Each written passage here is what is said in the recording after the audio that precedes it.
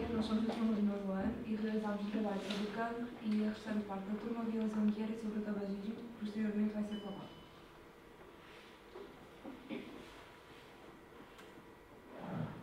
O que é o cancro? O cancro é um tumor maligno, é um termo médico utilizado para denominar um vasto conjunto de doenças caracterizadas por um crescimento anormal e descontrolado das células e que, na maioria das vezes, formam uma massa chamada tumor. No entanto, alguns cancros, como o que ocorre no sangue, não formam massas tumorais. Como se desenvolve o cancro? O cancro é uma doença que pode surgir em qualquer parte do corpo humano, que é constituído por trilhões de células. Normalmente as células crescem e dividem-se para formar novas células, de acordo com as necessidades do corpo. Quando as células envelhecem ou se danificam, elas morrem e novas células ocupam o seu lugar. No cancro, todo este processo de renovação celular está descontrolado. As células cancerígenas, devido às alterações genéticas que foram sofrendo mutações, tornam-se irregulares e crescem de forma descontrolada, podendo formar tumores sólidos que invadem os tecidos ou os órgãos vizinhos.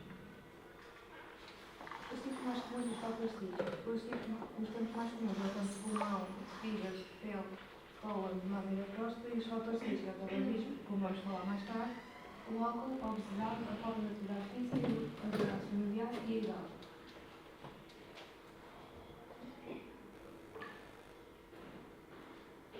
Tratamento de cirurgia. Remove o tumor através da extração, usado quando o cancro está localizado.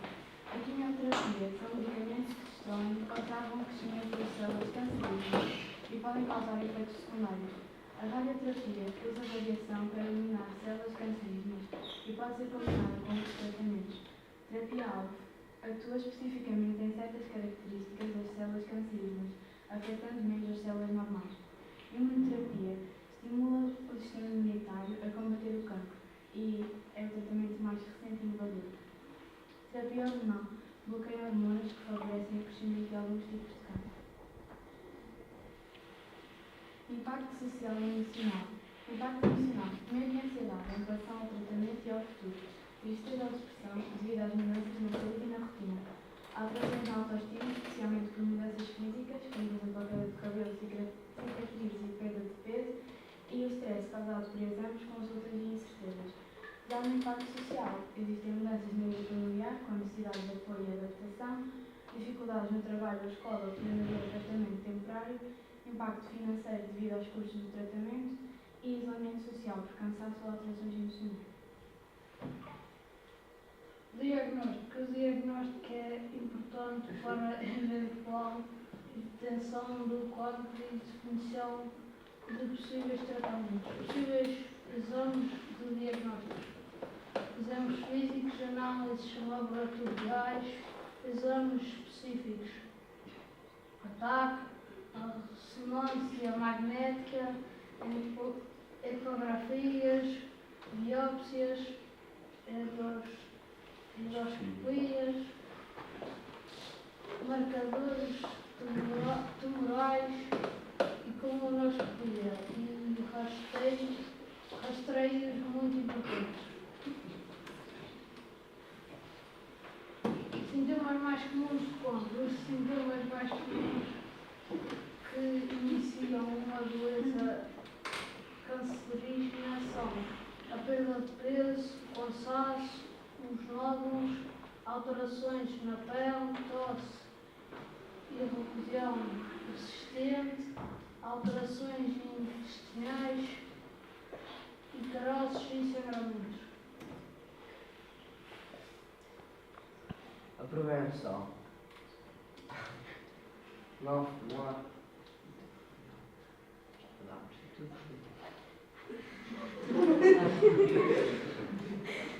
Tópicos: não fumar. Não dá para ler tudo. Está cortado. Está cortado.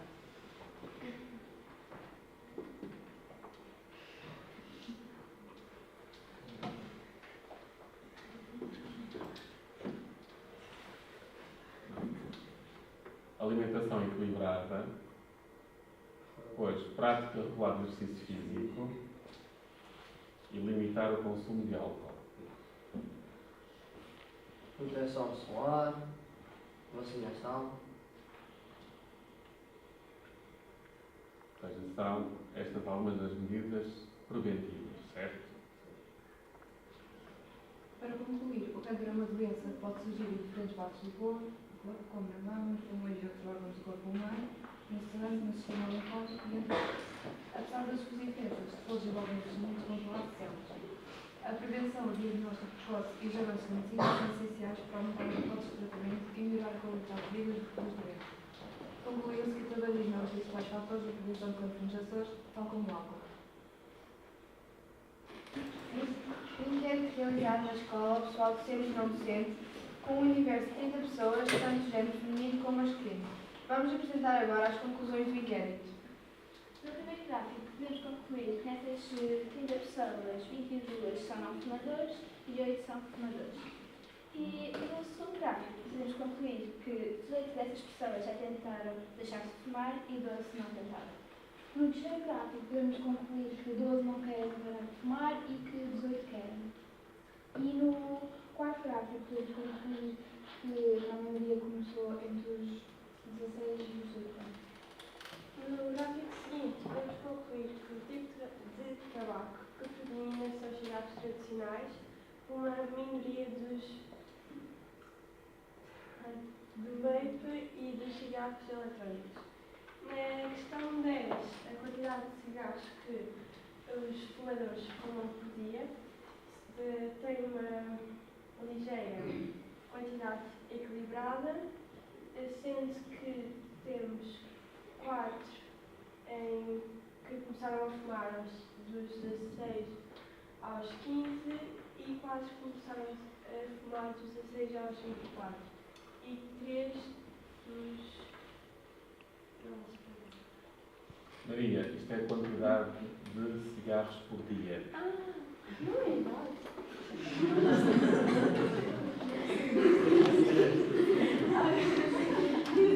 Ok. Desculpa, aqui fala-se da quantidade de cigarros por dia. Cerca de 4 pessoas fumam de 6 a 15 cigarros por dia e 4 também de 16 a 26 cigarros por dia e 2 pessoas de 1 a 5 cigarros por dia. Na sequência do inquérito, apuramos também alguns dados importantes, como bem mencionado. Por exemplo, para quem tentou deixar de fumar, o método mais utilizado foi a força de vontade. O ambiente social e a afirmação da juventude influenciam o consumo de tabaco em praticamente todos os inquéritos.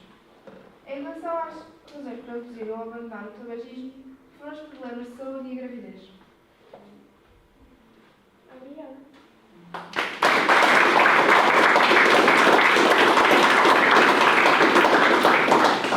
Então agora vou passar a palavra à doutora Mariana e à enfermeira Elizabeth Cardoso, porque elas são da equipa das dependências e então vão acabar por fazer aqui uma junção do que foi apresentado pelos vossos colegas, para também vocês terem uma noção do que o tabagismo provoca no corpo de uma pessoa, principalmente relativamente à formação de cancro. Meu nome é Mariana, sou médica de família no Centro de Saúde de Valas e pronto, nós, a enfermeira Elizabeth, nós realmente pertencemos à equipa da Associação Tabágica, está bem? A enfermeira Elizabeth também pertence à equipa das dependências. Antes de mais, agradecer o convite também para estarmos aqui um bocadinho convosco e abordar esse tema. Está bem? Realmente é um tema que não deixa de ser importante. Como vocês viram, pode estar associado a uma doença grave, não é a única, não é? Existem várias. Nós não temos assim nenhuma apresentação propriamente dita. Temos, mas não trouxemos aqui para o caso. E o que é que a gente tem a dizer? Realmente vocês viram que o tabaco acaba por ser um fator de risco para muitas doenças. O que a gente sabe é que se uma pessoa não chegar a fumar até os 19 anos, efetivamente o risco de fumar quando é adulto é muito menor. Okay? Portanto, a grande maioria dos adultos que fumam começaram a fumar na adolescência. Okay? E um outro fator importante que vocês têm que pensar é que vocês ainda estão em crescimento, não é? O vosso organismo está a desenvolver, ok? O vosso cérebro só está 100% desenvolvido até a partir dos 25 anos. Ok? Se vocês se submeterem à exposição a essas substâncias, e aí falamos tanto o tabaco, como o álcool, como drogas, vão acabar por ter uma interferência no vosso organismo maior porque ainda está em crescimento. Okay? Principalmente a nível do cérebro, porque essas substâncias acabam por atuar a nível do cérebro. Sabe? Principalmente as drogas e o tabaco.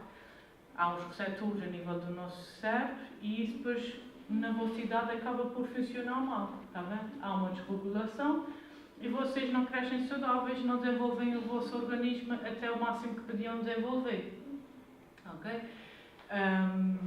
E aí acabam por ser mais suscetíveis a alterações comportamentais, a doenças psiquiátricas, do foro mental, não é? Mais tendência à depressão, mais tendência à ansiedade.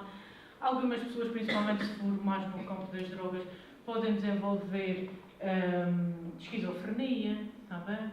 Portanto, o pensamento funciona diferente da realidade, veem coisas que não existem, porque realmente altera o vosso cérebro, está bem? Portanto, há muitas doenças envolvidas sem ser o cancro, além do impacto social que vocês também falaram. Portanto, começa a haver problemas em casa, com família, a escola pode não correr bem. Muitas vezes o que leva os adolescentes a experimentar esse tipo de substâncias é o facto de terem más notas, de terem ansiedade, quererem se integrar no grupo de amigos, porque aquele fuma eu também vou fumar, porque os meus pais fumam, aquilo é chique, eu também vou fumar.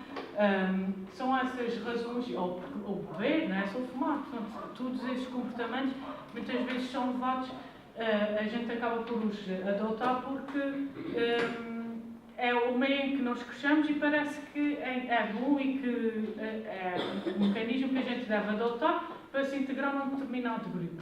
Mas a verdade é que não. Traz muitos problemas de saúde e não resolve os vossos problemas. Não é isso que vai resolver a vossa ansiedade, não é isso que vai resolver o vosso desempenho escolar. Na verdade, é que cresce mais um problema. Ok? Portanto, quando virem que estão nesse mecanismo, ou nesse ambiente, vocês pensem duas vezes nos problemas que vocês virem que podem estar associados a esses consumos, não é? E depois, ainda há outro fator. O tabaco e o álcool são dois fatores juntos que quem fuma muitas vezes também bebe, e quem bebe muitas vezes também fuma. E esse conjunto portanto, essa combinação aumenta o risco de cancro muito mais. Portanto, aumenta o risco de cancro 5 vezes mais em relação à orofaringe, portanto, à boca, okay? Garganta, o trajeto do esôfago que é da boca até o estômago, do estômago, portanto, e do pulmão, toda a área que é correspondente, aumenta muito mais.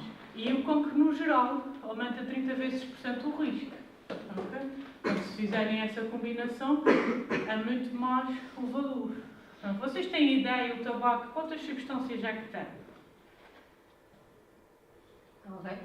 Ninguém? O que é que vocês acham que o tabaco tem de substâncias? Porquê é que faz mal ao nosso corpo, o tabaco? Podem falar, a gente aqui não vai dar notas, não vamos fazer nada.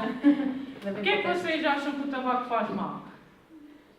Falando aqui mais no tabaco, foi o que vocês apresentaram. Então, ninguém? Quem é que fuma aqui? Quem é que já experimentou? Podem fechar os olhos. Só eu e a doutora é que veio. O resto está tudo fechado. As pessoas também fecham os olhos, para também saber. Ninguém fumou aqui? Sejam sinceros. Experimentar, eu acho que já muita gente experimentou. Muita gente. Alguns, não? Nunca ninguém experimentou aqui nesta turma? Então, quantas substâncias é que tem o tabaco? Um número assim. Ninguém? Ninguém tem ideia? Ora, então o tabaco tem mais de 5.000 substâncias. Que inclui o alcatrão, a nicotina, a acetona, formaldeído, Carvão, entre outras. E tudo são substâncias cancerígenas. Petróleo. As outras 5, 4... Vocês já pensaram alguma vez beber petróleo? Ou gasolina? Ou acetona de limpar as unhas? Não, né? mas isso está incluído no tabaco. Vocês sabem o que é o tabaco? Tem origem em quê? Uma planta, boa. O tabaco é uma planta.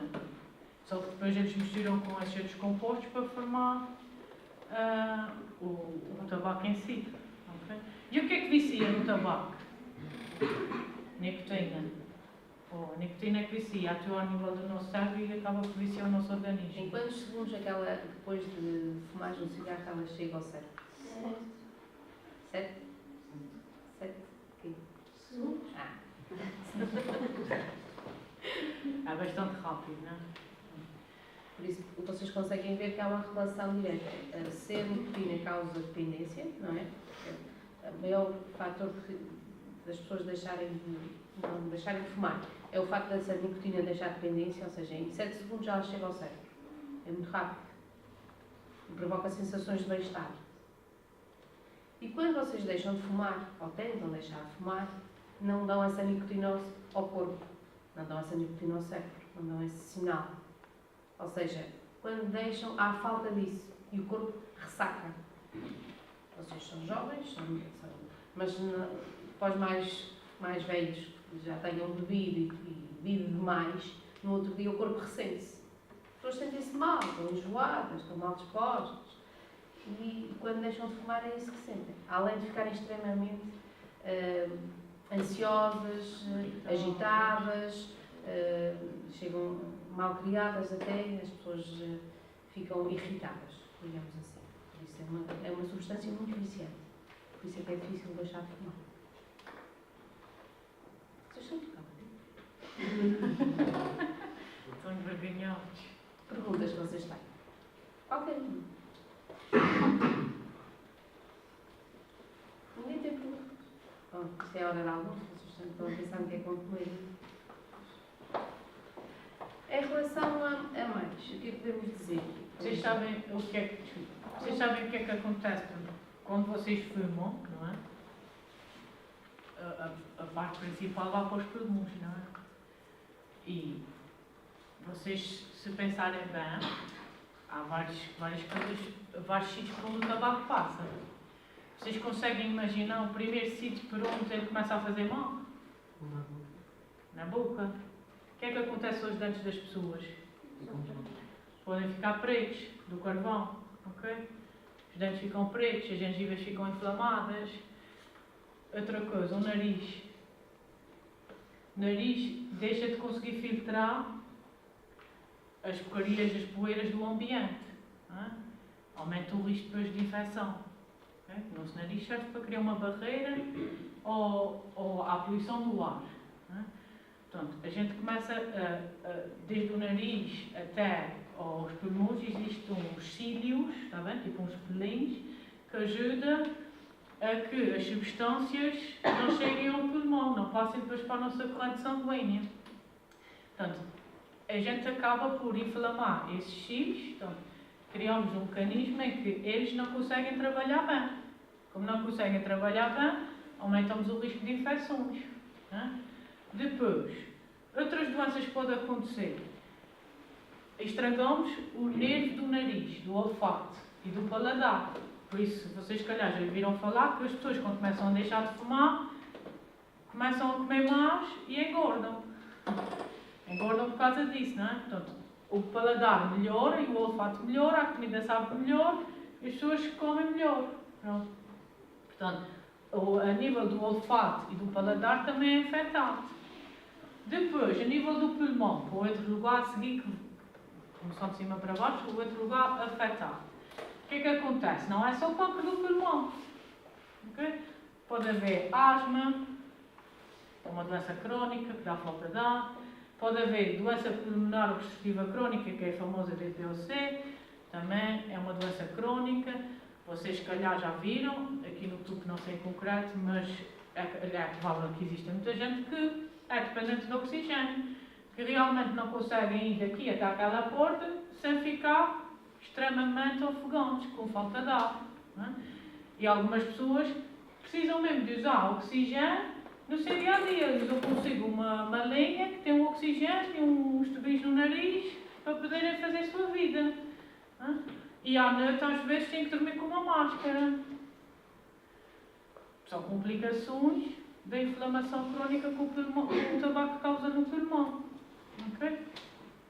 Que às vezes a gente esquece dessa, pensa no cancro, que é muito mau e que mata, mas essas doenças também matam. E além de matar, trazem muita debilidade ao nosso organismo. Ok? As pessoas passam muito mal. Vocês poderem imaginar uma pessoa com falta de ar. Alguém já viu uma pessoa com falta de ar? Muita falta de ar. Acho que deve ser a pior forma de morrer. A pessoa parece um peixinho fora d'água. Vocês já viram um peixinho fora d'água? É isso. Ok? É isso que vocês veem as pessoas com falta de ar a ficar. Ficam dessa forma. Okay? É muito angustiante para quem está de fora e vê as pessoas realmente com falta de ar. E é muito angustiante para a pessoa que sente a falta de ar. Sente-se a morrer aos bocadinhos. Okay? Portanto, são complicações realmente sérias, realmente graves. Né? E depois tem realmente o cancro. Okay? O cancro, vocês falaram em rastreio. O cancro do pulmão não tem rastreio. Okay? Até hoje em dia não foi desenvolvido nenhum método de rastreio eficaz. Okay? Portanto, quando a gente tem rastreio, consegue detectar esse tipo de doenças mais cedo. Uma forma mais precoce para poder tratar. Mas o cancro do pulmão não... Existe investigação sobre isso e tudo mais, mas ainda não tem.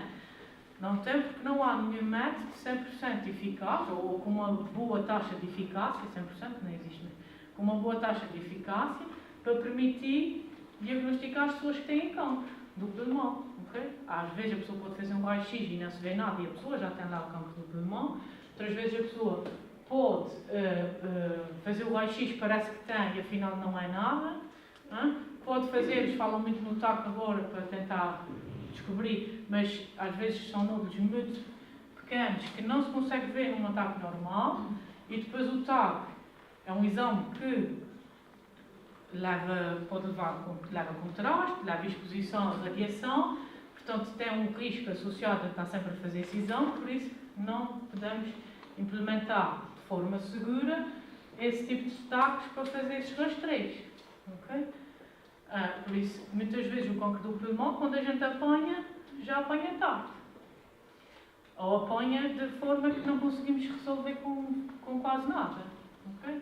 Então, as terapêuticas melhores para a pessoa ficar curada é conseguir chegar lá, fazer cirurgia, tirar fora e acabou. Mas muitas vezes isso não acontece.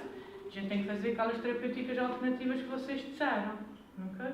Todas as quimioterapias, as radioterapias, a imunoterapia, mas depois realmente vocês pensam, a gente não faz nada disso aqui em São Jorge.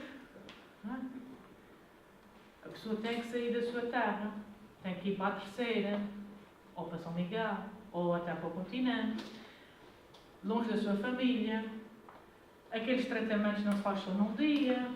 Se tiverem que fazer radioterapia, podem ter que ficar a morar noutra ilha 2, 3 meses, por exemplo. Por isso, aquele impacto social e familiar que existe. Não é? São coisas que às vezes a gente não pensa. Mas a hora de vocês pensarem nisso é agora. Não é? Porque agora é que vocês decidem o vosso futuro. E é como eu vos disse, se vocês conseguirem passar toda a vossa adolescência sem fumar, o risco de fumar enquanto são maiores é muito menor. E o risco de dependência também é muito menor, porque o vosso cérebro já está desenvolvido e aí é mais difícil ficarem dependentes desses comportamentos, desses hábitos. Não é? Se for agora, o risco é muito maior. Não é? Outras coisas, além do cancro do pulmão, o que é que acontece? O sangue deixa de ter oxigênio, porque o que entra para a nossa circulação nas pessoas que fumam é o monóxido de carbono, tira o oxigênio para fora do sangue. Portanto, as pessoas, por isso é que têm baixa de oxigênio. Mas o facto de ter lá monóxido de carbono faz com que o sangue fique grosso, por assim dizer. E o sangue mais grosso, o que é que acontece? Vocês sabem? O que é que acontece? Percorre mais lentamente. Se percorre mais lentamente, o que é que dá? Não é varizes. Piora, o tabaco piora muito as varizes. Quem tem varizes, o tabaco piora muito, está bem? dá tromboses, okay? Dá os AVCs, dá os infartos. Okay? Só que fica grosso, coagula. E por isso aumenta esse risco dessas doenças. Pode dar portanto, pode entupir as artérias das pernas. Okay? Há pessoas que têm que amputar as pernas. Por causa da má circulação. O sangue não chega bem aos pés. Se não chega bem aos pés, não leva oxigênio para os músculos dos pés e para as células dos pés, elas morrem. E se morrem, vamos tirar fora para não dar complicações. Não é? Por isso é que às vezes há algumas pessoas que estão amputadas das pernas, é por conta disso. Portanto, o tabaco é o principal fator de risco para portanto, a isquemia dos membros inferiores, né? Portanto, para a doença arterial periférica. Okay? Que entopa as artérias. E afeta a pele, não é? Também. Afeta a pele. E afeta a carteira? Muito. Sim, afeta muito a carteira. Se vocês forem fazer as contas, um maço de tabaco por dia a 4 euros, a maioria, vocês viram, a maioria das pessoas fuma 15, 20 cigarros, não foi? Foi os vossos resultados. 20 cigarros é uma carteira de cigarros. 20 cigarros é um maço. Um maço por dia, é o que a maioria fuma, efetivamente. Se fumam um maço por dia a 4 euros, façam as contas ao fim do mês. Quanto dinheiro é que dão? E ao fim de uma vez está. Há muito dinheiro, dá para fazer umas férias fora daqui, à vontade. Portanto, ainda é bastante dinheiro. Em relação à pele, realmente afeta a pele. Portanto, a pele fica mais rugosa, fica mais seca, pode haver mais tendência a borbulhas, piora, por exemplo, na adolescência o acne, o tabaco também piora o acne, é uma coisa que também aparece muito na adolescência, está bem? Portanto, há uma série de complicações que podem acontecer. Complicações, algumas coisas mais graves e outras não, mas a verdade é que mexe connosco. Okay? Uma pergunta, no vosso estudo, vocês fizeram a 30 pessoas, eram adultos, eram adolescentes como vocês? Eram docentes e não docentes da escola. Era só pessoal docente, não sei. E agora uma pergunta. Vocês podiam ter feito também na adolescente. Exato. Tinha sido interessante. Anónimo, para ninguém saber. Pode ficar um desafio. Você fez propostas. 3 anos. Quanto? Em 10 anos diminui para 50% o risco. Depois, ao fim dos 10 anos, vai continuar sempre a diminuir, mas depois de menos leva. Para vocês passarem a ter pessoa que fuma, para voltar a ter um risco igual a uma pessoa que nunca fumou, leva muitos anos, né? Mas leva pelo menos 10 anos para diminuir o risco em metade face àquilo que está lá no meio. Okay? Portanto, 10 anos ainda é bastante tempo para diminuir o risco. Mas, por exemplo, ao fim do ano, já diminuíram o risco de infarto, do ataque do coração, por outras palavras para vocês entenderem. Já diminuíram o risco de infarto com o risco igual às outras pessoas. Mas leva um ano para isso. Né? Vocês sabem quanto tempo leva para diminuir a frequência cardíaca e a tensão arterial? Não? Vocês que digam. Estamos aqui para julgar ninguém. Nem sequer conheço vocês. Diz, Margarida. Vamos a dizer um palpite. Estava a pensar nos 5 anos. Não. Para a frequência cardíaca e para a tensão arterial é ao fim de 20 minutos. Ok? Portanto, uma pessoa que fuma, embora leve muitos anos para muita coisa, começa logo a ter benefício em deixar de fumar. Okay? Portanto, se vocês tiverem pessoas que se conhecem pessoas que fumam, incentivem a deixar de fumar e podem dizer que o risco da frequência cardíaca e da tensão arterial começa logo a baixar ao fim de 20 minutos, sem fumar. Okay? Porquê? O tabaco, na verdade, é uma substância que é estimuladora do nosso organismo. Já o álcool, por exemplo, é uma substância que é depressora do nosso organismo. Okay? Portanto, o álcool põe a gente para baixo. O nosso organismo a trabalhar mais devagar. Okay? Por isso é que ficamos lentos, diminui os nossos reflexos por isso não convém a gente conduzir nada disso, porque a gente diminui os reflexos. E podemos mesmo entrar em coma, deixar de respirar e tudo mais, porque o organismo abronda. Okay? E pode dar alterações de memória, se vocês apanharem uma bebedeira, podem no dia a seguir não se lembrar do que aconteceu, muitas vezes acontece, porque realmente o álcool pode dar alterações de memória, confusão mental. Se houver um consumo excessivo, podem ter ali uma altura, e que vocês, se calhar, aqui para cima não sei muito bem, mas vocês, por exemplo, já viram que as pessoas, quando vão à discoteca ou assim, ali 3 da manhã ou 4 da manhã, está tudo à pancadaria. É por causa do álcool. Okay? O álcool dá agressividade e as pessoas perdem um bocadinho a noção da realidade e acham-se os maiores e conseguem tudo e começam os conflitos todos. Além de outras complicações. E entretanto, perdi também. Tá bom, mas eu sou. Entrei no álcool porque é tipo tabaco. Que é antes do tabaco. Mas a nível da saúde, por exemplo, qual é agora a diferença entre o tabaco normal e aqueles de tabaco eletrónico? Tudo igual. Não há nenhuma diferença ou nenhum é melhor do que nenhum? Nenhum é melhor do que o outro. Quem deixa os cigarros normais para passar para cigarro eletrónico a pensar que vai fazer menos mal à saúde é mito. Okay? Ainda para mais, na verdade, há substâncias que há outras substâncias. O que é que provoca? Exato. Há outras substâncias que ainda não temos grandes informações e a pessoa, como não nota fica tão saciada, por assim dizer, às vezes ainda tenta inalar mais fundo, que ainda agrava mais as substâncias que vão a circular. Okay? E há estudos em que, no caso do vape, há pessoas que estão a desenvolver enfisema pulmonar. Por causa das substâncias que eles contêm lá dentro. Outra coisa que vocês disseram que talvez atenção. A maioria das pessoas que deixa de fumar por força de vontade. Isso é uma grande verdade. Okay?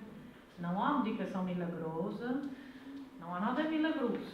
Ajuda, está bem? Ajuda a pessoa a passar melhor, para não estar tão irritada, não andar tão ansiosa, porque muitas vezes o que é que acontece? O tabaco aumenta a ansiedade, mas as pessoas, na sua consciência, o tabaco ajuda-nos na ansiedade delas. Mas muitas vezes também porque é? Porque estão ali ansiosos a fazer uma coisa e quando vão fumar vão à rua. Vão à rua, param o que estão fazendo e começam só a fumar, deixam de pensar no que estavam a fazer e só isso já ajuda a aliviar. E depois as pessoas associam a que é o facto de estarem a fumar e que o tabaco é que ajuda, não é? Mas o tabaco é um acelerador do nosso organismo, portanto, na verdade, não alivia propriamente a ansiedade. Não é? É o ato que as pessoas têm de fazer isso que acaba por as tranquilizar. Okay? Mas a verdade é que se a pessoa não tiver força de vontade para deixar de fumar, não deixa. Okay? Fazer aquela medicação, por exemplo, pensos, gomas, pastilhas, que são substitutos de nicotina, se a pessoa não larga o tabaco, está a duplicar a dose, porque essa medicação tem nicotina. Só que em doses controladas, o objetivo é a gente ir desmamando. Mas se a pessoa continua a fumar, é o tabaco e os pensos, ou as gomas ou as pastilhas, né? Portanto, acaba por ainda ter mais nicotina. Os outros medicamentos que não são nicotina, mas que vão atuar nos receptores da nicotina, por exemplo, ajuda, a pessoa passa melhor, mas a pessoa tem que deixar de fumar. O que é que acontece? A medicação não é para sempre. Faz um mês de medicação. Chega ao fim. O corpo vai pedir. A pessoa tem que ter força de vontade para não ceder à vontade do corpo. Não é?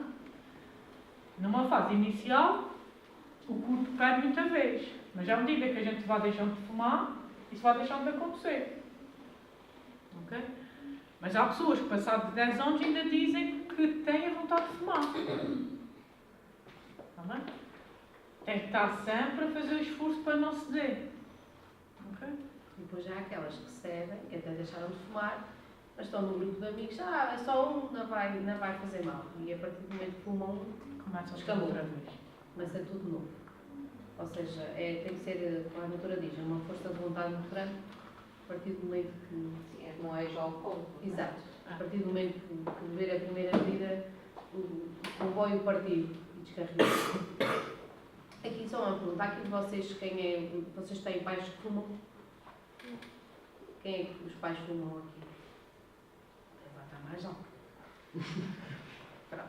E digam uma coisa, os vossos pais fumam em casa? Sim. Dentro de casa? E fumam dentro do carro? É que é assim, fumarem dentro de casa ou dentro do carro, quem não fuma está a fumar igual. Ok? E é Vocês só estão a inalar prejudicial os para mesmos, quem fuma. estão a inalar os mesmos produtos que o vosso pai ou a vossa mãe. Se tiverem crianças pequenas mais em casa, bebês ou assim, o fumo fica agarrado nos brinquedos. Metem na boca, eles estão a inalar, estão a ingerir aquelas substâncias. Por isso, vocês têm irmãos mais novos, vocês peçam aos vossos pais para fumarem na rua e não fumarem dentro do carro. É mais chato. Mas é, para quem não fuma, se estão em casa com o mesmo ambiente, vocês estão a fumar passivamente. Têm os mesmos efeitos. Podem ter as mesmas causas, podem ter os mesmos tipos de cancro, podem ter essas doenças todas que um fumador ativo tem, está bem? Vocês têm que ter consciência disso e pedir aos vossos pais se podem fumar ou num sítio só da casa, com a janela aberta, ou então de preferência fumarem na rua e não fumarem dentro do carro. Okay? É que torna-vos vocês em fumadores passivos. Por isso é que começou a ser proibido fumar em sítios fechados. Né? Uma das coisas que foi começando ao longo do tempo foi essa proibição. Primeiro era só nos alpendres, ou sempre já não podia ser lá dentro, mas depois nem nos alpendres, e isso é uma mudança que foi sendo gradual justamente por causa disso. Né? O fumo fica nos sítios onde as pessoas estão. Por exemplo, os teus pais filmam no carro. O teu carro, o teto do carro tem a mesma cor que tinha quando o carro veio para vocês. Nem que reparaste. É uma das coisas que todos têm atenção, que acontece. Portanto, o fumo que entra, que é fumo dentro do carro, nota-se que o teto do carro fica amarelo ou castanho das porcarias do tabaco. Okay? Mesmo que fumem com a janela aberta, quando fumam, o vento traz para dentro. Por isso, não resulta na mesma. Tá bem? E o mesmo em casa, se fumarem na janela, é a mesma coisa. O vento traz para dentro, fica lá dentro. A pessoa que fuma às vezes não nota, mas os outros às vezes quando entram na casa notam que aquilo cheira a tabaco. Porque não estão habituados ao cheiro e não estão muito isso. Não é? E vocês veem que às vezes as pessoas que fumam cheiram ao tabaco. A gente aproxima-se delas e elas estão a cheirar. A roupa cheira a tabaco. Não é? Antigamente a gente saía à noite ou assim, ia para uma discoteca, chegava a casa e ia cheirar a tabaco, mesmo que a gente não fumasse. E é mesmo por causa disso. Fica na roupa, fica nas coisas. A gente é que não vê. Okay? Mas as substâncias, as porcarias estão lá, elas depositam-se nos sítios. Okay? Só uma questão. Agora, qual é a vossa posição em relação a esta situação? Uma mulher fumadora engravida. Já fumava há vários anos. Qual é o vosso conselho? Obviamente, esta pessoa não consegue reduzir. Então sugerem, até porque depois vai haver uma falta. Qualquer diminuição nas grávidas é vantajoso. E o ideal é parar. E, como eles falaram, um dos grandes motivos para as pessoas pararem de fumar é quando engravidam.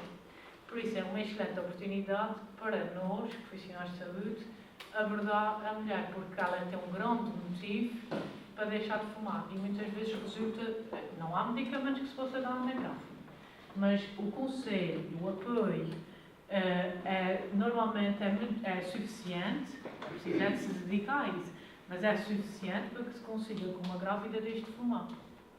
Pelo motivo certo. É pelo motivo certo, na verdade. Agora, não faz isso de um dia para o outro, é uma coisa que vai fazendo gradual. E a verdade é que a grávida tem um bebê nascer dentro de si. O sangue dela é que nutre aquele bebê. Se ela fuma, como eu falei, os constituintes do tabaco acabam por passar para o sangue, né? Ou seja, acaba por chegar ao bebê. Chegando ao bebê, esse bebê tem logo muito maior risco de complicações, principalmente respiratórias, que é o principal sítio onde o tabaco afeta, né?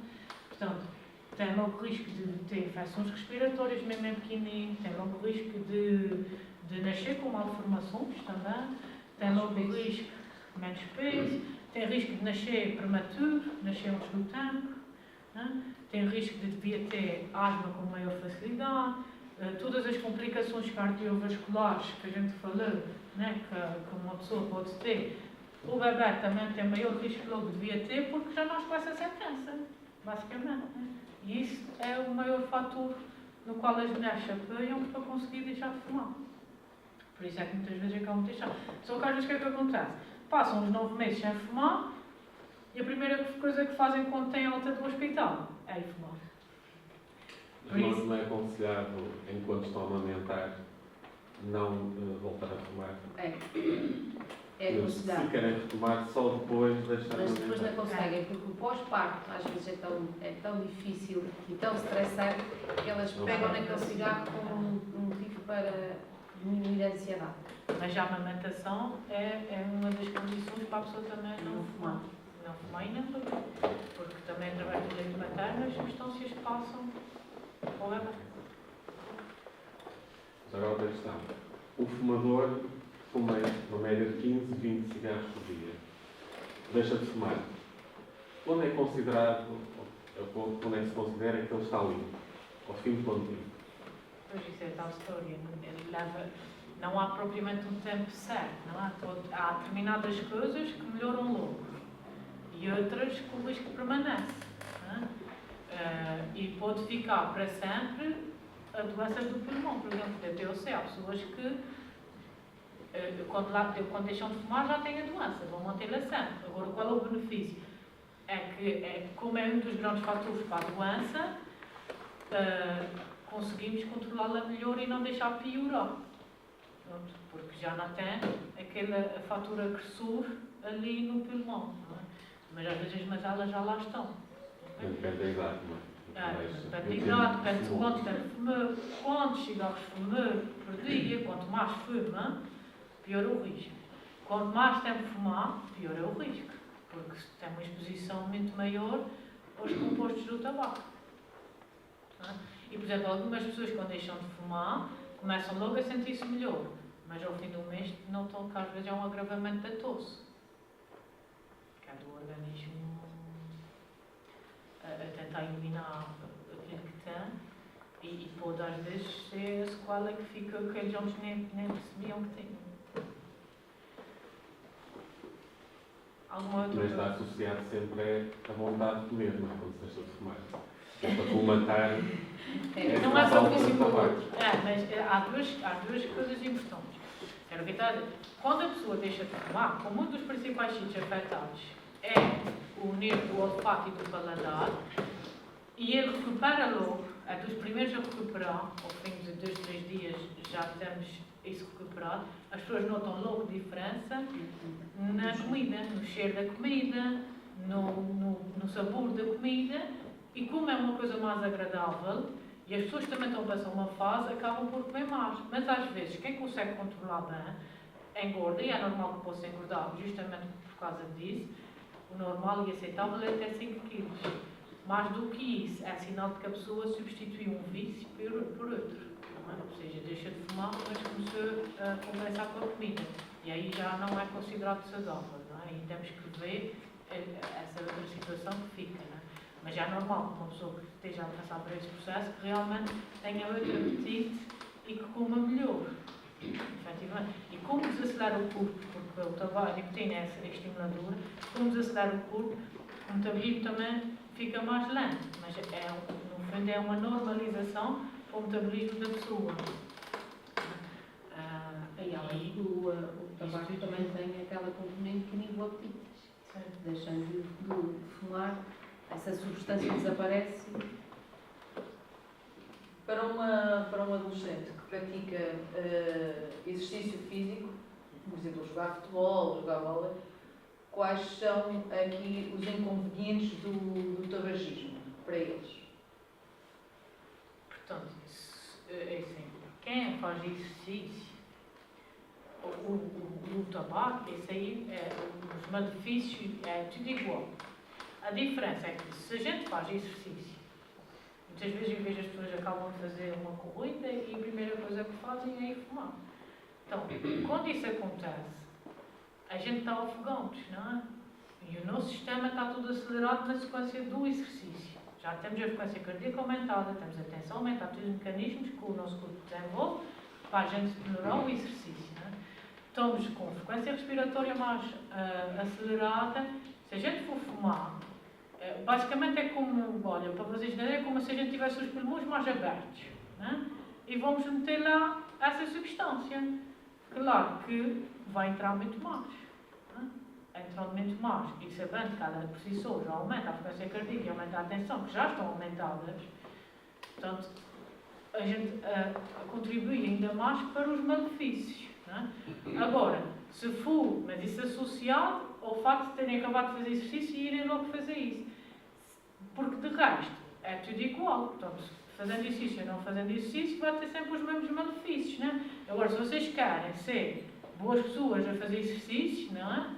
Se querem ter alto rendimento, o tabaco vai diminuir esse rendimento, né? Porque se a gente sabe que a pessoa fica com mais dificuldade em respirar, pode ter tosse, pode ter expectoração, fica com falta de ar, o organismo depois também não consegue se desenvolver bem, né? Para compensar para o esforço que vocês precisam. Portanto, o vosso rendimento é menor. Se vocês querem ter uma postura boa, não é? Por assim dizer, um bom desempenho a esse nível, o tabaco só vai atrapalhar. O tabaco e as outras substâncias todas psicoativas, aditivas.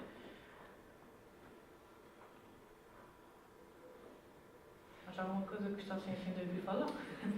Está tudo calado, a gente só fala. Tudo com vergonha.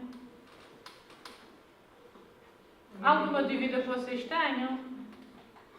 Então, aproveita.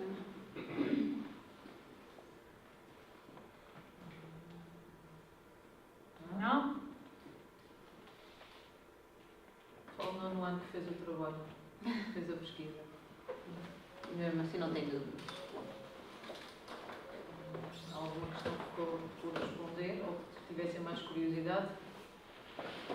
Pelo inquérito, alguma questão que para vocês foi alguma surpresa nas respostas que deram? Acho que uma das conclusões que se tirou, que acho que eles mencionaram, foi que começam a fumar essencialmente pelo ambiente social. E nestas idades. É os pais. É os pais, ou seja, para imitar alguém. Isto foi uma resposta de adultos, pessoal da escola, seja pessoal docente e não docente, mas eu acho que depois também se generalizando na idade deles, é a idade em que eles estão, em que há esta tentação de imitar. Mas eles também viram que eles começaram a fumar, principalmente foi na adolescência. Exatamente. Eles falaram disso. É na Se eu percebi bem, eles também isso. A Desde maioria os começou a 14. fumar na adolescência. Foi o que eu estava a dizer. Uma pessoa que passa até os 19 anos sem fumar, dificilmente fuma em adulto. E porquê é que se fuma na adolescência? Muitas vezes é a pressão dos pais, porque a gente acha que é fixe, a gente quer ver que eles fumam. Eu gostava de ser amigo deles, então vamos fumar. Mas isso não é ser amigo. Na verdade, isso é só causar mais problemas de saúde a vocês e não resolve os vossos problemas. Porquê é que vocês querem pertencer a um grupo só porque fumam? O que é que tem de fixe? Não tem nada de fixe. E além de que, se eles forem realmente vossos amigos, aceitamos se vocês fumarem ou não fumarem. Ponto assente. Para serem vossos amigos, vocês não precisam de fumar. Eu fumo, E até porque uma mas o meu pessoa... amigo não fuma. Ok, somos amigos, não faz diferença nenhuma. Até porque a definição de amigos pressupõe que a gente quer o bem-estar da outra pessoa, não é? E se a gente sabe que fumar faz-nos mal, então se formos verdadeiros amigos, a gente quer que essa pessoa não fume, não é? Na verdade, até podíamos apoiar mais quem está a querer deixar de fumar. E incentivar que deixem de fumar, porque aí é que é mais saudável, não é? Isso é que é ser amigo, não é? Fazer o contrário não é ser amigo, é querer mal para a gente. Na verdade é isso. Mas a gente percebe que a gente já passou para a adolescência, a gente percebe E que não a é pressão só dos isso. pais é muito grande. E não é só isso, por exemplo, aquela coisa de o tabaco dos pais ali em casa, em cima da mesa. Pá, vou roubar hoje para experimentar. Só aquela adrenalina de, eu vou tirar para ver se dá conta, se não dá conta. Só isso às vezes já é o fator que faz vocês quererem experimentar, entrar nesse jogo, essa adrenalina, o risco que correm, o esconder dos pais, não é? Muitas vezes é isso que também leva o pessoal a tentar experimentar. O problema é que o experimentar é assim que se começa. Não é? pessoa Eu experimenta. acho que experimentar, acho que faz Faz parte de faz qualquer parte. adolescente, provavelmente, se Ah, calhar faz todos parte. vão O experimentar. problema ou assim. é, hoje experimenta, amanhã tu vai fazer de igual, amanhã depois da manhã tu vai fazer de igual, até que eu te comprando. Temos é que ter a capacidade Não? de decidir se isto é para continuar ou Ou não. não. Foi uma experiência numa altura da vida, se calhar, e vimos que não tinha vantagem nenhuma, porque a verdade é que não tem uma única vantagem Não. de fumar ou... Tem para o governo. Para o governo com quem Pois. não, até para o governo, porque depois tem os custos de saúde que vai ter que assumir a seguir, mas Sim. para as empresas, quando isto tudo começou, não é? Dava muito dinheiro. Para o fumador é que não tem nenhuma. Para o fumador é que não. E a percentagem de sucesso de cancro de nariz, pulmão, neste momento está... É difícil. É Depende às difícil. vezes também de... É muito difícil, porque lá está, não tem rastreio. O cancro oral tem rastreio. Temos aqui na região Picua e ajuda no diagnóstico do cancro oral. Mas os outros não têm rastreio. Como não têm rastreio, muitas vezes tentam-se tarde. As taxas de cura são poucas. Não é? E às vezes as pessoas falassem ao fundo de corrosão. Infelizmente eu tive já um caso na família que aconteceu. Foi detectado já tarde, teve mais ou menos um ano só de 6 meses. Primeiro foi aquela parte do tratamento, mas na prontidão, até que acabou por Às vezes falecer. é muito difícil quando se descobre ou quando há sintomas, já é tarde. Esse tipo de cancros, quando há sintomas, já é tarde. A boca a gente consegue ver fácil, não é? Ver se tem alguma lesão que a pessoa tem. O problema é que às vezes as pessoas desvalorizam. E se elas não vão à procura, depois não se descobre. Quando se descobre, já passou o tempo. Mas aí, lá está. Aí temos o cancro do rastreio do cancro oral, que ajuda muito na parte da boca. Mas a garganta, e esôfago, estômago, pulmões, isso só dá sintomas quando a coisa já está torta. Porque é quando começa a implicar de alguma forma. Por exemplo, o esôfago é um tubo, depois o estômago é grande. Enquanto a pessoa não vomita, não está sempre mal disposta, não tem falta do apetite, aqueles sintomas que vocês falaram, a gente não desconfia de nada, porque a pessoa está bem, ela não se queixa, não há propriamente um rastreio, a gente não faz exames específicos para perceber porque não existe. Não é? Quando ela se começa a queixar, então, se a pessoa já está a vomitar e sempre mal disposta por causa dessa situação, é sinal de que aquilo já cresceu de tal maneira que já impede que a comida passe dali para o outro lado. E por isso é sinal que já está ali obstruindo qualquer coisa e já não conseguimos apanhar tanto. E por isso tem altas taxas de mortalidade. E o pulmão é a mesma coisa. Um dos sintomas que vocês não falaram que acontece muito no pulmão é expectoração. Okay?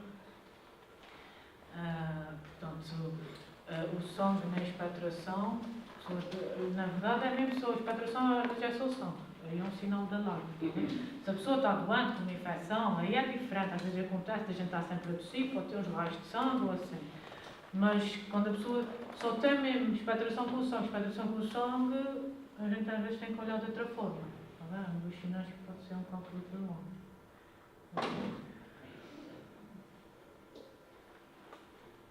Mais assim, alguma coisa que vocês se lembrem? Alguma curiosidade? Interessante.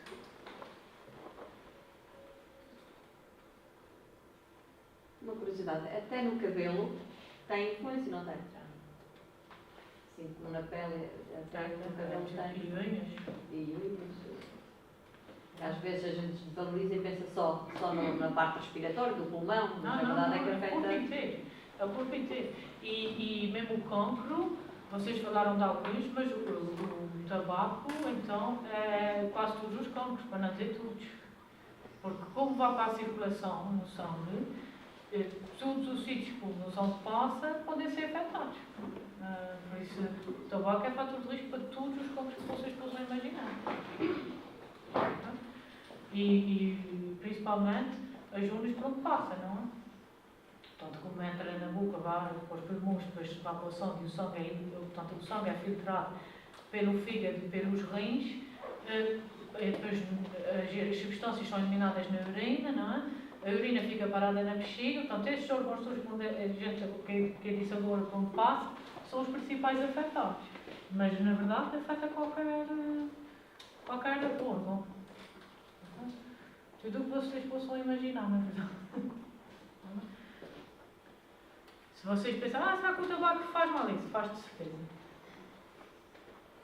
Ok?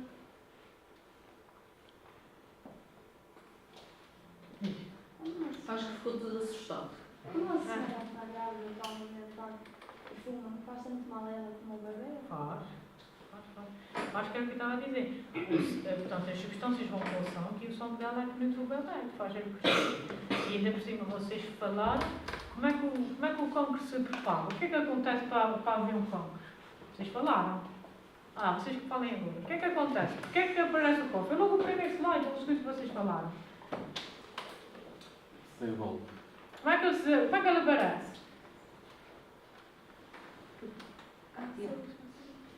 Foi o primeiro slide. As células que se vão dividindo. Então, o que é que acontece no bebê? O bebê são células que se começam a dividir. Se a grávida tiver uma casa onde o marido fuma, posso pagar mesmo que faço com o bebê? Sim, é tal história.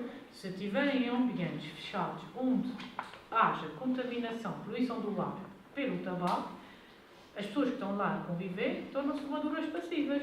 Ou seja, vão acabar por consumir. Não é pelo tabaco em si, é pelo ambiente. Não é? Portanto, aquele ambiente que está contaminado, a pessoa está respirando. Se está respirando, passa para o sangue dela. Se passa para o sangue dela, afeta o bebê. Por isso é sempre bom controlar e ver a família toda, não é? Quando se faz essas recomendações, vamos fazer pensão na família toda. Porque às vezes a grávida não fuma, mas realmente o marido fuma. Isso é fumar dentro de casa e mesmo depois o bebê nascer, é a mesma coisa. Acaba por contaminar aquele ambiente todo. Mesmo que ele não filme quando vocês estão lá. Mesmo que a pessoa filme lá sozinha, mas depois é um ambiente que vocês vão usar, está lá. Porque fica nas paredes, fica nas cortinas, fica no material, fica no ar. Permanece no ar. Por isso o ar fica contaminado na mesma. Já questão de mais agora. Vai lá. Não há assim nenhuma curiosidade, vocês já sabem tudo. Mas como as pessoas podem ter tantas doenças como as mesmo? Podem. O risco é sempre um bocadinho menor do que quem realmente fuma. Mas se tu tiveres uma vida inteira ao lado de uma pessoa que sempre fumou e em sítios fechados, sempre sujeitos a fumo, sim. Isso até acontece, por exemplo, às vezes não é com tabaco e as doenças são um bocadinho diferentes. Mas, por exemplo, uma pessoa que trabalha com fornos de lenha toda a vida, ou uma pessoa que seja pintor toda a vida, portanto, pintor de carros, que é aqueles sprays, inala aquelas substâncias e também desenvolve doenças, justamente por causa disso. Tem a ver com o que está no ar.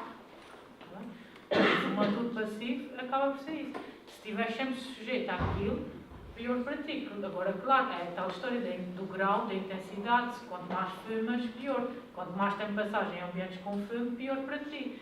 Agora, não chegas a ter tanto risco como a pessoa que fuma. Porque a pessoa que fuma acaba por fumar, portanto, de uma forma mais direta, por assim dizer. Direta e intensa. Do que estiver só naquele ambiente. Mas tem um risco grande, não. Um risco aumentado em relação às pessoas que não estão nesses ambientes.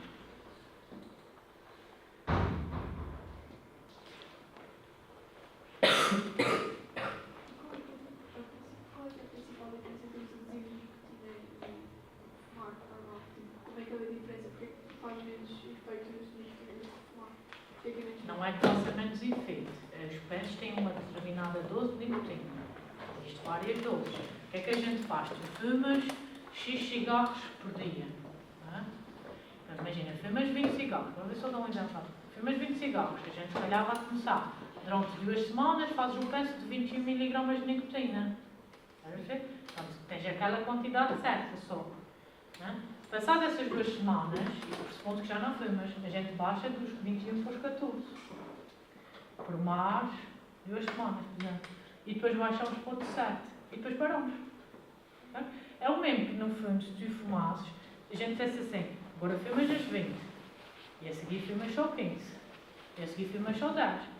Qual é a diferença? É quando a pessoa sabe que está a fazer os pensos, sempre está na cara, estou fazendo tratamento, para não fumar e por isso não compra cigarros. Quando a pessoa tem os cigarros, vacila com mais facilidade.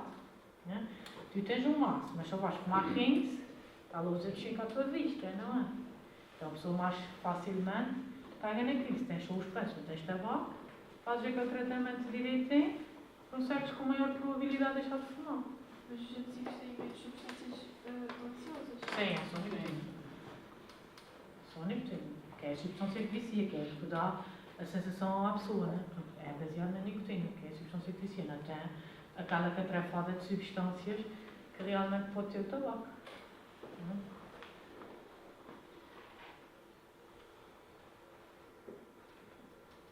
Mas é uma coisa, não?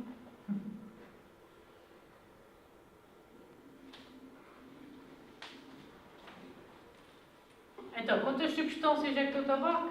Mais de 5.000. Quais são os principais fatores de risco para vocês fumarem? Agora vocês já viram, agora têm que saber responder, vá. Querem entrar num grupo? Mais. A influência também que se vê em casa, com os pais, sim? Mais. E tudo com sonalinho. Vá. Um resumo agora, só para acabar, vá. Afirmação da juventude. Afirmação da juventude. Boa palavra. Boas palavras, vá. Experimentar, talvez, depois não se parar. Experimentar e depois não conseguir parar. Mas, ansiedade, não é? Depressão, a escola não corre bem. Pronto, essas coisas assim. E as doenças? É só cancro de pulmão? Então, o que é que temos mais? Má circulação. Má circulação, mais asma, mais ansiedade, DPOC, boa. Mais alguma coisa? A perda da resistência física. Perda de resistência física. Olha, outra coisa interessante que esqueci de dizer, disfunção erétil nos homens, ok? Só vocês sabem o que é isso? Depois o vosso pênis não consegue levantar. Ok? Portanto, palavras assim básicas é isso. Uma coisa para vocês porem na vossa cabeça. Está bem? E nas mulheres pode dar infertilidade. Ok? Nos homens também. Que é a incapacidade de virem a engravidar e de ter filhos. Ok? E os homens também. Se não funcionar, não engravida ninguém. Ok? Uma coisa que vocês podem dar valor. Mais coisas. A perda do olfato. Perda do olfato e do paladar. Ok, já está bom. Infecções respiratórias, a parte da boca. Ok. Diagnóstico.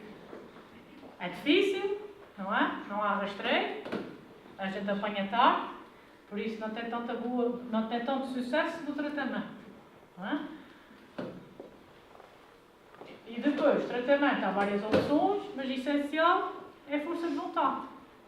Não é? E há muita gente que acaba por conseguir deixar de fumar sem precisar de mais nada, só com a força de vontade e apoio. Não é? E se vocês souberem de alguém que precisa de ajuda, podem encaminhar para a gente, que a gente tem uma equipa específica para isso, está bem? Para ajudar nisso. Okay? Isso tem em todas as ilhas. Tem todas as ilhas e tem o sensor das velas e o sensor da caneta. É só irem ao balcão, dizerem que querem parar de fumar e, entretanto, depois são marcados para as consultas. Na caneta é o Dr. Fadu, a doutora Isabel, que é psicóloga, eu, e nas velas sou eu, a doutora Mariana e a doutora Leonor, que é psicóloga. Em ambas está o Bruno, que é o nutricionista, que também faz parte da equipa de extensão tabágica. Mas não precisa de referenciação médica, basta a pessoa querer ir lá ao centro de saúde e dizer, olha, eu quero deixar de fumar, quero ir a uma consulta, e depois são chamados. Agora vocês já podem se virar para o pessoal docente e não docente que fuma e dizer essas coisas a eles, não é? Que é para ver se eles deixam de fumar. 18 pessoas a tentar querer deixar de fumar ainda é bastante. Não é? 18 não conseguiram e 18 queriam, deve ser as mesmas. Portanto, ainda é um bom número. Agora é só dizerem que existe esse apoio que é para para eles irem para o próximo. Se eles querem e não conseguiram, se calhar precisam dar uma ajudinha. Vocês podem passar essa palavra. É? Ok. Não vou pôr assim mais. E vocês têm o poder de convencer os vossos pais a deixar de fumar. Porque há muitos pais que deixam de fumar a pedido dos filhos. Então, a vossa opinião é muito motivação. importante. No fundo, o que a pessoa precisa é motivação. Se tiver motivação certa, é meio caminho andado. Para conseguir. Tá bom? Tá? Não há mais nada a dizer? Alguma questão? Então, em nome do Projeto de Saúde Escolar, quero-vos agradecer. E agradecer ao 9º ano pelo trabalho que fez de pesquisa, porque se calhar muitas vezes acaba por ser mais fácil os colegas falarem uns com os outros do que ser só outra pessoa de fora vir aqui falar. Se calhar com a apresentação dos vossos colegas vocês perceberam que pode ser muito fixe fumar. Mas aos olhos da saúde, se calhar já não vai ser assim tão fixe. Ou vocês acham que depois do que ouviram é fixe? Não? Pronto.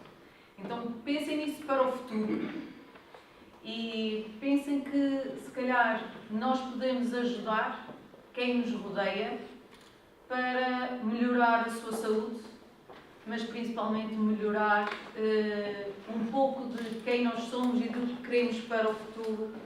E se queremos estar mais perto ou mais tempo com pessoas que são importantes para a nossa vida. Ok? Muito obrigada a todos por terem vindo. Precisava de falar com o 9º ano, por isso se puderem ficar mais um bocadinho, agradeço.